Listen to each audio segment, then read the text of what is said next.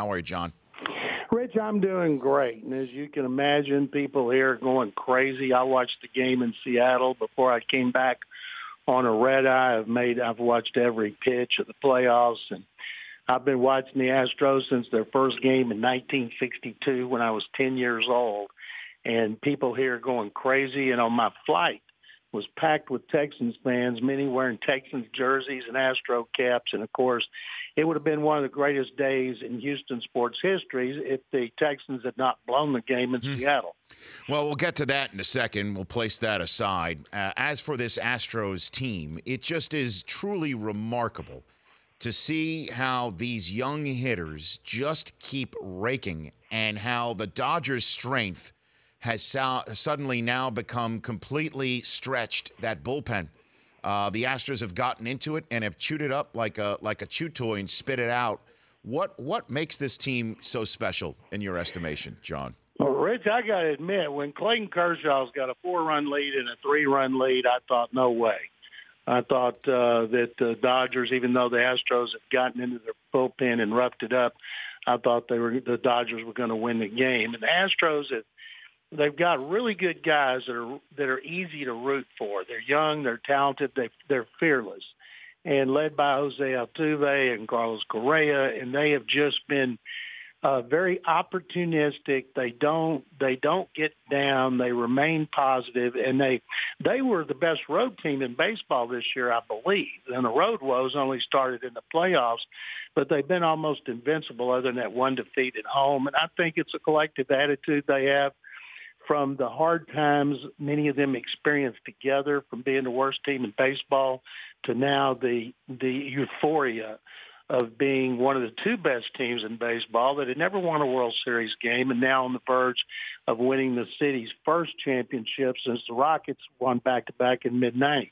And then there's the issue of the manager here, okay, and A.J. Hinch. And when I say issue, you take a look at the Yankees fired their guy, and the Nationals fired their guy, and the Red Sox fired their guy, the Mets fired their guy, a bunch of old-school managers that have been doing their best to bring the analytics world in and then be more of a millennial arm around the players that they have in the locker room. And everybody points to both managing this World Series, but Hinch in particular saying we need one of those guys. What has he done, in your estimation, to get them one game away? First of all, if I'm Dave Roberts and I see what happened to Farrell and Girardi after they lost to the Astros, then I'm worried. And I thought it was very unfair what happened to those guys. But when Hinch was hired, I'm like, who? That guy? Are you kidding me? And Jeff Luhnow, the general manager, did a tremendous job. And, he's at the forefront of analytics like so many general managers are, and he brought A.J. Hinch in here. And A.J. was already an analytics guy, but analytics are fine, Rich. You still got to play the game, and they brought in good players. And another thing, I got to give a shout-out to Ed Wade, the former general manager, because Ed's the one that brought in Altuve and Springer. And anybody who's watched this playoffs and the World Series sees the contribution of those two players. So he deserves a little credit, but Luhnow's done a fabulous job.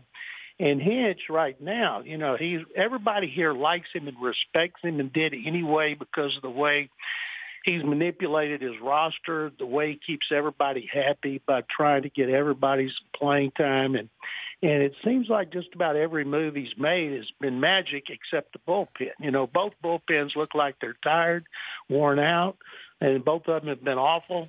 And it's just a matter of survival if you got to go to the pen. And then one last one for you on this, John McClain of Houston Chronicle. You mentioned how that the players are easy to root for the Astros. There's one in particular out here in Los Angeles, and Yuli Gurriel, and a lot of folks coast to coast that find it difficult to root for him after the motion that he made with his fingers towards his eyes, for which he has now been suspended 5 games for next year. In regards to you, Darvish, did you agree with that suspension, John? Well, first of all, Rich, a lot of people say they should have suspended him for the next game.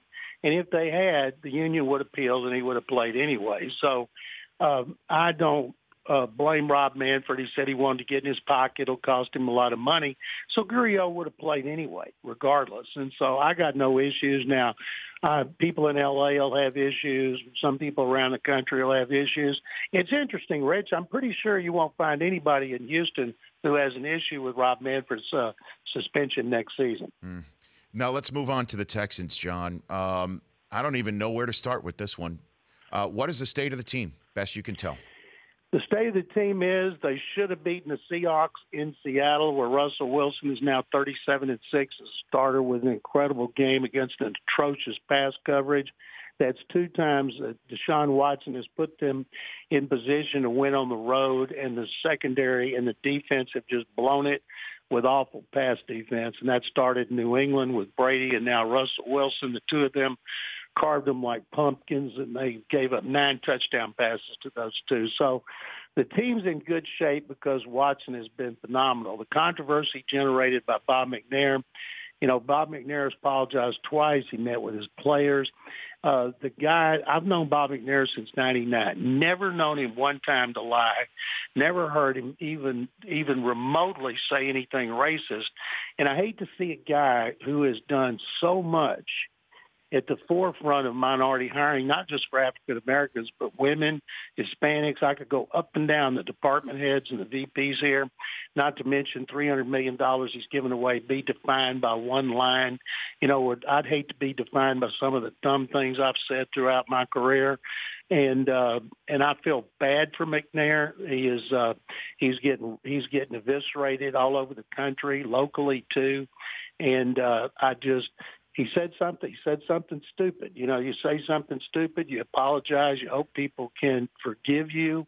And I don't know if people will. But the bottom line, it didn't affect him in the game. Bill O'Brien has done a tremendous job of keeping his team focused through that controversy last week, through the aftermath of Hurricane Harvey. And, of course, he got a lot of practice of keeping his team focused when he went to Penn State. Well, let's just there's 2 pieces to that. Let's choose the first one first in McNair. Is that one would think, John, is that the people that know him the best would be the ones that are around him the most, and that would be the players, the ones with whom they've had either interpersonal relationships or they cash his checks. And their reaction was so visceral, was so angered by it. You have to think that there's more to this, that there's got to be some there. I mean, what would you say to that supposition? I would say that the players, led by Dwayne Brown, who lost $3.87 million by a contract holdout and came back last week, they had the first time anybody knelt in this team's last 2 years, and then 10 of them didn't. But Jonathan Joseph, cornerback, told me after the game is over. It's a one-time thing. We want to make a point. And they know. The truth is, I'll bet you, I don't know how many players could get to tell you anything about what Bob McNair's done. I'll give you an example. Last year after Dwayne Brown raised his fist in New England, McNair got with Dwayne and I think it was 4 others. I wrote this, and I can't remember it all. 4 other African-American players and went to our mayor's African-American and other minorities, and they got to unify the African-American and minority community, not just African-Americans, but minority community with the police department. And I remember afterward, Dwayne Brown and everybody praising the heck out of McNair for stepping up and doing that. And now that was just one thing. And like I said earlier, I feel bad for a guy that says something stupid, and then a lot of people can't forgive him, and it's just something that's going to be part of his legacy, and there's nothing he can do about it other than continue to do the things he's done to help people. And do you believe the second statement? I know you said you never known him to lie, but you believe the second statement that he was referring to the league office as the inmates running the prison of the league decision-making? I have no idea. I know what he said, and as I said before, I have never – he and Gary Kubiak are the only 2 people I've ever covered in my 45 years in this business that I've never caught lying, and Kubiak and Bob McNair. And so if he said he was talking about them, and then I believe him. A lot of people don't. Obviously, his players didn't, or they wouldn't. They heard him tell them in person, and almost all of them still decided to kneel to make a statement. And I don't know if any of them will continue to do it. Jonathan Joseph said no. Dwayne Brown didn't say.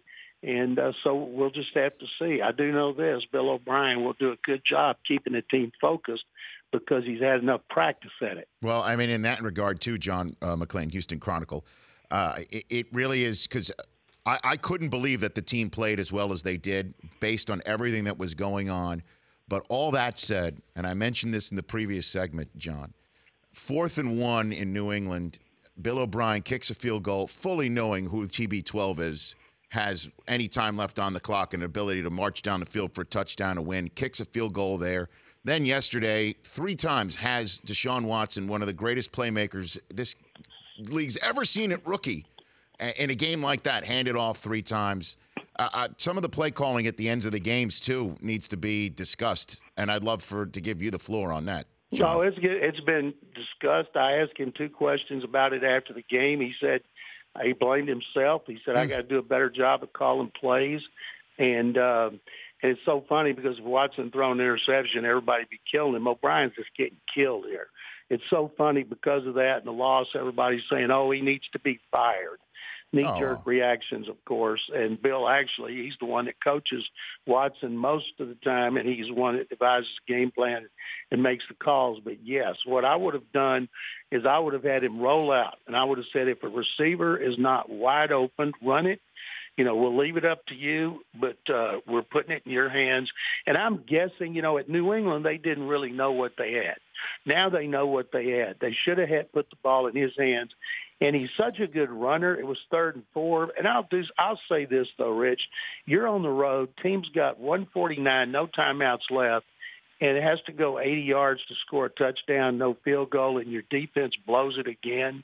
You know, I still blame the defense, but O'Brien is getting a lot of criticism. In the last 30 seconds I have with you, John, any time in your time in Houston since 76, I mean, we didn't even touch on Chris Paul being out for a few more weeks, now being part of the Houston Rockets. Do you recall a moment like this in time, Houston sports? Like Rich, this? there has never been a time ever, even before my time, that all 3 professional teams are creating so much excitement in Houston, and everything is positive. Even with the Texans having a losing record, people know they finally have their first legitimate quarterback since Warren Moon in 1993. And J.J. Watt's not even active right now. And that's just seriously, Houston is an epicenter of the sports world right now, John. So you're a perfect guest and friend to have on the show. Always appreciate it. Rich, it's my pleasure. Always. Thank you very much, and have a great week. You too. That's John McClain of the Houston Chronicle. For more Rich Eisen Show, tune to Audience Channel 239 on DirecTV or download the Rich Eisen Show app.